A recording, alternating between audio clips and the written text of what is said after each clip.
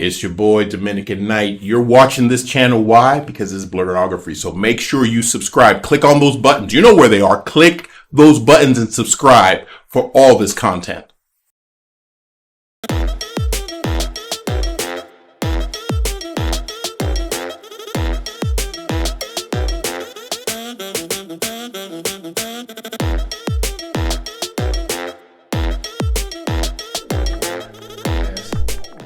Who am I cosplaying as? I'm cosplaying today as Doctor Strange. You know, I figured actually I'd bring my game up, add my doctorate into the whole mix. So now I'm a doctor today. So why did I pick Doctor Strange? I've loved the character for a while. Actually, it's honestly my favorite MCU movie. I just love the interpretation. I loved the visuals of the movie. I loved even though it has the same sort of tropes as a normal sort of superhero origin movie, it was just like the most fun one that I had. Plus, I mean, that character is completely and totally overpowered. So you know what? You can't go wrong with a character like that. Oh, how many different characters do I cosplay? Geez, a lot is probably underselling it. I have a lot of characters I've cosplayed over the last several years, and I just keep adding on. And now, recently, I've sort of gone into a mashup phase, where I love doing mashup of taking two characters, sometimes from the same universe, and mashing them up. So I'm thinking probably upwards of 30, 40 cosplays now that I've done, and it doesn't look like it's stopping anytime soon. So I'm sorry, wallet. Yeah. So how did I get into cosplay? Well, I had been attending Dragon Con for a couple of years. I've always been a lifelong geek. I've always loved comic books specifically.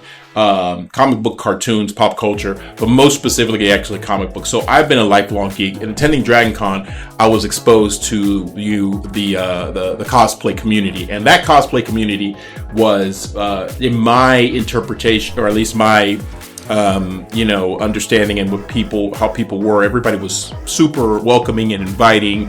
It was a great environment, and I felt like it was one of those things where I was just like, man, that'll be great to just sort of be able to embody that, a character that I like. And so my first cosplay out the gate, I was, I tried something that I figured was a safe spot, which was I did Will Smith's Hancock. And when I did that, I was like, well, if nobody recognizes me, it's cool because it's regular clothes. I just take off the hat, whatever. And one of the most amazing feelings was being cosplay and having somebody immediately be like, oh my God, that's Hancock. And, when you hit that sort of note, that sweet spot where, not everybody knows who the character is. There are little subtle things you can tell by a beanie hat and all that other stuff. But the people that could, they were so excited to see it. And that bug, once I got bit by that bug, I was like, man, this is awesome. I want to keep doing it. And again, I did it for the love of the community. I loved the community that was being a part of, joining, and how welcoming everybody was. And it was just a really cool experience. So what's my favorite cosplay character to cosplay? I would say head and shoulders is Luke Cage, because Luke Cage is not only is it casual cosplay, but that character is, really near and dear to my heart. I feel like actually if there's one character I will say that I relate to the most is Luke Cage. He's a street level character. He's not a cosmic character. He's not going up into space and stuff like that. He's dealing with, day-to-day regular stuff, stuff in his community. And that part of it for that character is really, really cool. And it doesn't hurt that I like to shave my head bald. He's bald, I got a goatee. These kind of things work out. I'm 6'4". These kind of things work out for the best. But again, it's a yellow t-shirt, jeans, and maybe a chain sometimes, a couple of gauntlets, and I'm good to go. And that character, I love the Netflix show, and I loved what they did with it. And it's a really, really cool character, and I love that character overall. Plus, I love the power set. The fact that you could actually be super strong and invulnerable. That's the sweet spot right there too. Oh, geez. Let's age myself here a little bit. I want to say it's been like 10 years now that I've been cosplaying. I feel like every time I get asked that question, how long have I been cosplaying? I always come with, it's been like 7 years, and then 3 more years go by. It's like, it's been 7 years. And the passage of time eludes me And then actually I think about it and I'm like, no, I've been doing this for a minute. I've been doing this for like 10 years now. And it is, I don't think I've been as active as I was in the past, but still, I love actually doing, going to conventions. I love actually participating sometimes in volunteer work, and it's really rewarding and a lot of fun. And again, you get to embody one of the cool characters, man. You can walk around looking like Doctor Strange. So, what was it like to be a featured cosplayer at MomoCon? It was an amazing experience. It was by far one of my favorite con experiences that I've had. It was really cool to be able to not only be on the convention floor, meeting actually other cosplayers, people who follow me and that I follow their work, but being able to show off some of my cosplays, as well as be able to speak to, it's a great platform where I could speak to some of my passions within cosplay, like, diversity and inclusion. I'm just, I love the energy and the atmosphere, and having that ability to be featured somewhere where I can go ahead and say, hey, I want to be able to talk on a panel. I want to put together a panel that talks specifically about diversity in this specific grouping, or I want to talk about actually generationally. I'm 40 plus cosplayer, 40 or over, and so it is, just getting the opportunity to be showcased and talk about that was really an amazing piece. And plus, it's really also just awesome to get closer to some of your community and some of the cons in your community. I live in Atlanta. This convention is in Atlanta, and just being a part of that and being able to sort of be a part of how it's been growing over the years is amazing. What is it like to be cos famous? I don't know. Maybe actually I know a lot of people call this imposter syndrome. I don't know that I'm as popular as people make it out to be, but it's great to be able to, for me, it's great to be able to run into people who love the same things that I love. And, whether it's somebody that's just starting out or somebody that's been doing builds and stuff like that, we all have the same love for different genres and different, pieces of media and stuff. So, I guess, if there is something that I appreciate about being cos famous, is being able to talk about the things that I'm passionate about diversity, about inclusion, about, not setting barriers to cosplay and saying that somebody can or cannot cosplay and have fun with a character, making sure actually that I carve out a space for other cosplayers of color, other Latino, Hispanic cosplayers, being able to speak to that and actually be able to advocate for that, to say, hey, this is a safe space for anyone that wants to get into it. And if I can do that, if that's something that I can utilize the fan base that I may have grown, then that's more than anything else, that's probably the best thing I can do, and the best use of that specific ability, or that opportunity, if you will. So one of the causes that I'm really passionate about, one of them is I've actually been volunteering for several years with a local group, Cosplay Volunteers of Atlanta, or they do a lot of events actually with nonprofits and charities, specifically that are servicing for families and children. That is actually really, really important to me, especially we partnered with Children's Healthcare of Atlanta. We've partnered actually with other nonprofits that specifically are servicing, like I said, children and families. Another really important thing for me is diversity and inclusion. As someone, as a person of color, and growing up actually in the late 70s, early 80s, it was a rarity to see characters that looked like me. And so it was really important that when I came out into doing this actually just as a hobby, it was really important for me to be able to embody characters that I knew I can maybe actually, for the next generation of kids that are coming up and wanting to cosplay, they can see that this is normalized. This character that they like could be anybody. It doesn't have to necessarily be as it's interpreted in the comic book or in the movie. So those are actually very important to me. And also recently I've actually been really trying to have a groundswell for Latino, Hispanic, Latinx cosplayers. I've wanted to sort of carve out a niche to make sure actually that representation is also being displayed, because we do, I feel like there's a space for everyone. And there's beauty in seeing the differences that what everybody brings to this specific fandom, to this thing. Like, if you're someone who is from another part of the world, your exposure to certain media is going to be different than if you were born here in the States. There's a difference in that, and in that difference, that influences how you may perhaps go ahead and build up a character cosplay, and how you may display that cosplay, and how you may maybe perhaps add your little flourishes to it. And those are actually just really important for me to be a part of, and try to, at the very least, make sure that I can bring other people into the fold, and have them, have their stories told as well. Do I feel like I'm well represented? I feel like there's been strides to add more diversity. Are we there yet? Absolutely not. But I think actually we are, there's a very fine line, and I think this is where we're at right now. I think is a very dangerous place. There's representation, and then there's representation for the sake of representation, just being like, we're going to shoehorn this in there.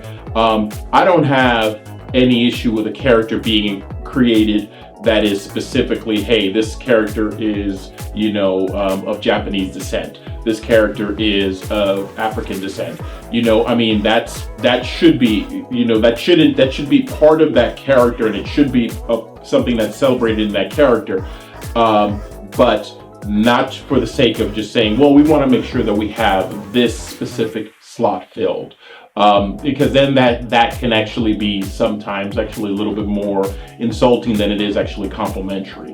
You can run across scenarios where someone's added into a character's added into a specific series or something like that, and you'll have people who are just like, oh, that person's there just for diversity, just so they can say that there's a gay character. And it's, it shouldn't be just for the sake of that. It should be, if you're writing the character and you're creating the character, you're including them, and that is a part of their journey and their experience, but not that you're going to say, we're going to make sure that we hammer to you that this is what they are.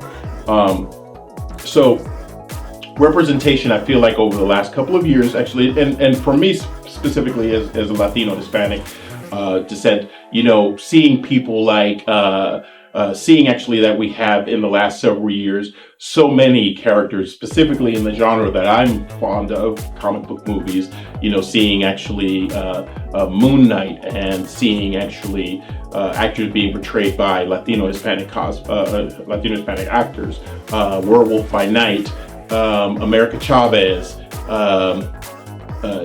Zoe Saldana, there's so many of these actors that have come in, and even though they aren't necessarily said, hey, they're pointing to them being, hey, you are Hispanic or you're Latino, it is, there's a part for me, it feels a little bit of swell of pride that they're not looking at it and saying, hey, this character was a white character in the comic books, we're going to hire another white actor or actress to do it.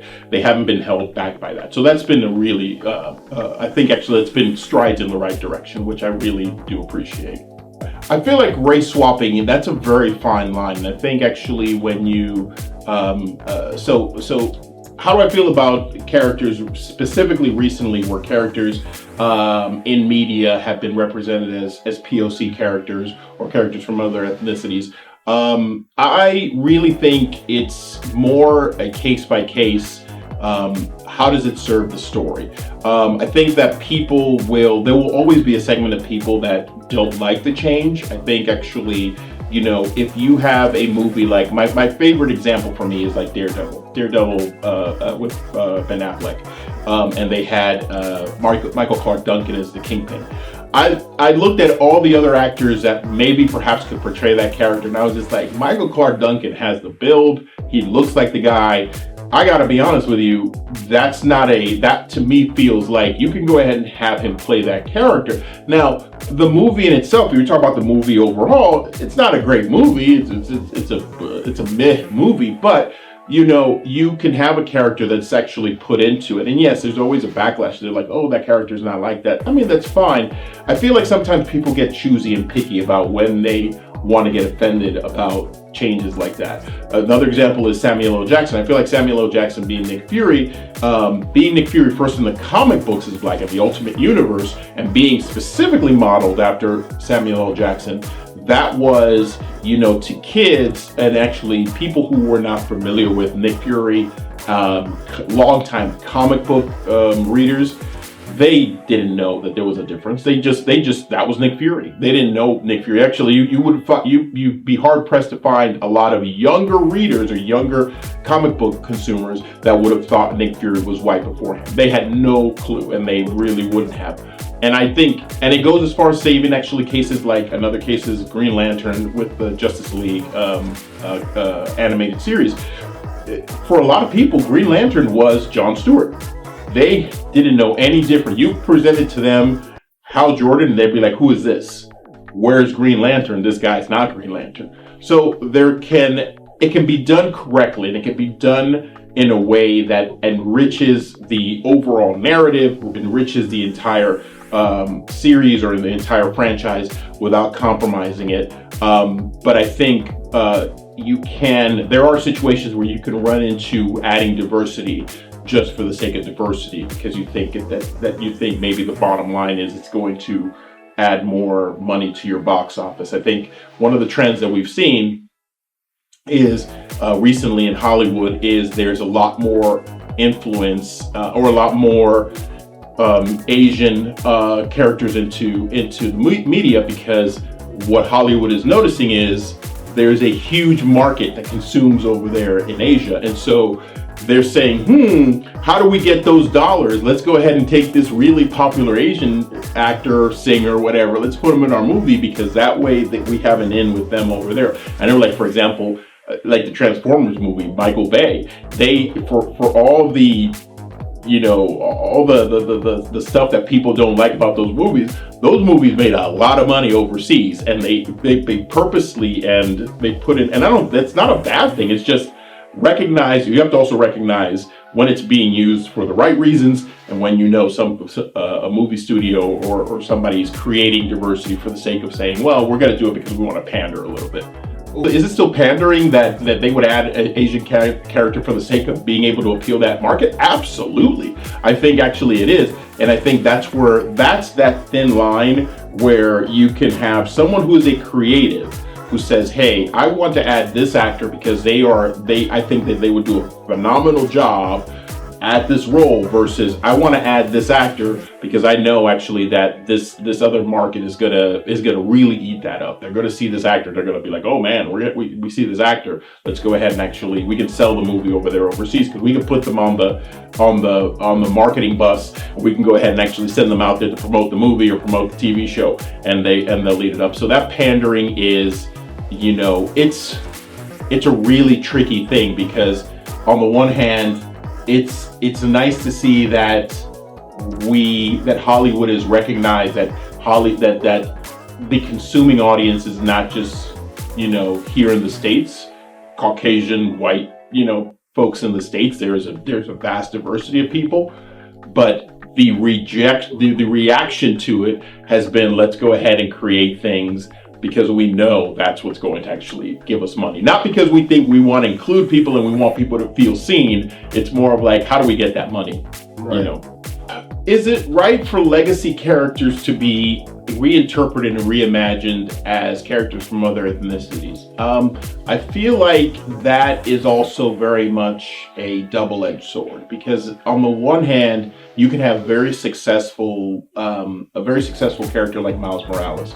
I think if you want to break down Miles Morales from a fundamental perspective, quintessentially Spider-Man has always been the everyman. Hey, this superhero doesn't have money, he's basically broke all the time, he's between jobs, he's between girlfriends. That is what Spider-Man represents. and what he represented when he was created back in the 60s. Fast forward to the 2000s. If you wanted to go ahead and create Spider-Man from scratch in the 2000s in New York City, what would he look like? Would Spider-Man be a white Caucasian? No, he wouldn't. He would be a biracial Latino black kid from Brooklyn. I mean, that's the difference in when you add diversity in and you're understanding the situation and holistically how everything actually is the world is. So you could take, like I said, that character, I remember there was at the very beginning a lot of hate for that character, and now people absolutely love Miles. Miles, you can't, he's featured in his own movie, he's featured in the video games. He's a huge character. I won't say the same equal footing as Spider-Man, Peter Parker, because I think Peter Parker obviously has multiple years, of being around. But that actually is a good example, I think, actually, where it was done. It was done in such a fashion that I think it was done the right way. Same thing with Green Lantern with the Justice League animated series. It was done in such a way where they were like, we're going to include this version of Green Lantern. We're not going to go into this was the other Green Lantern before or anything like that. We're just going to be, this is the team. Accept it. And it was, and when they did that, it did, people, there might have been a little bit of a backlash. There might have been a little bit of a, like, why am I not watching a series version of the Super Friends? But eventually people not only started to love the character, but they and not only accept them, but they actually saw it as this is the character that's there. So I don't know that there's a negative to that, because comic books have been doing that for years. They've taken legacy characters and had somebody else represent the character later on. I think if you thread the needle correctly, I think you can create a character, a legacy character that then you can say, hey, here's Superman, but this Superman is black, and you can still say, but that's still Superman, and you can make the differentiations between Clark Kent Superman and, say, for example, Calvin Ellis Superman. You can say, hey, there's very distinct differences between these two characters, and they have their own stories, and they have their own sort of way of acting. They're not Superman in the sense of the same way. So I think there's a way to do it the right way, and I think it is, I feel like it's also important that creating new characters is hard. I think for us to think that we can, you can create a new character. For anybody who's been reading comic books, you know how many thousands of comic books are out there. How many characters and stuff are out there that never catch on. You can have a diamond in the rough is like a Spawn. How many times have we seen a character that's taken off as an original character that's come in? It's just sometimes it's easier to be able to take this IP and say, hey, what if we take this IP and put it in this specific circumstance? And I think actually if you do that right, you can actually get a really good character, create diversity, and not have it, overshadow or make it feel like you are somehow trying to erase the other character. I think they can still live jointly. And if for anybody that's played the Spider-Man game, the one that just came out, Spider-Man 2, I think that's a perfect example of that. You get to play both Spider-Men in that game, and there's different style. They have their own storyline and all that other stuff, and neither of them overshadow the other. You could still be like, this is this guy, I prefer this, or I prefer this, and you don't have to compete for them. So how did I get involved with Cosplay Your Way? Well, it's been many years, but I think actually I met Jabbar at Dragon Con several years ago, and I can't remember the exact circumstances of how we met, but he was one of the people that when I started getting into cosplay was very much very welcoming and very warm, and very much somebody that was just like encouraging and was my biggest cheerleader to say, hey, you want to do this? You should absolutely do this character. Or hey, you want to go ahead and put your spin on this character? You should absolutely do that. And we have collaborated on projects together, and I love I love working with Cosplay Your Way. I love promoting them whenever I get a chance to. I love actually anytime I have a panel, I always make sure to mention Cosplay Your Way in one way or another because they were so influential in my journey. What does Cosplay Your Way mean to me? Well, Cosplay Your Way is cosplaying and doing something you love the way that you want to do it. It's doing something actually that makes you feel comfortable and happy and brings you joy, and not necessarily looking at what somebody else is saying. Hey, this is this is the way that this character is, or this is the way that this particular person is supposed to look. It's taking something you love, having fun with it, and making it your own.